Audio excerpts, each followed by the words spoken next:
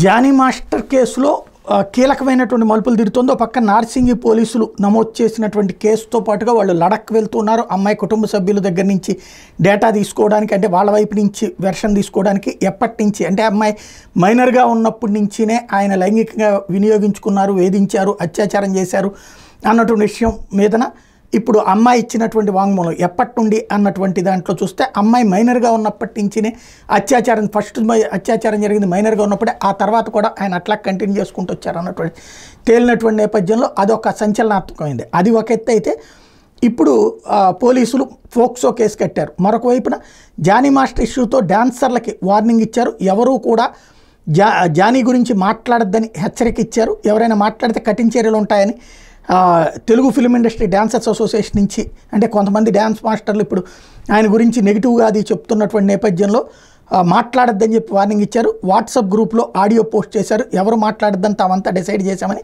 ఇక మీద ఎవరు నోరు విప్పద్దన్నటువంటి హెచ్చరిక జారీ చేశారు. మరొక వైపును చూస్తే జనసేన పార్టీ ప్రాథమిక సభ్యత్వం నుంచి జానీ మాస్టర్ని సస్పెండ్ చేసే యోచనలో ఉందన్నటువంటి చెప్తున్నారు.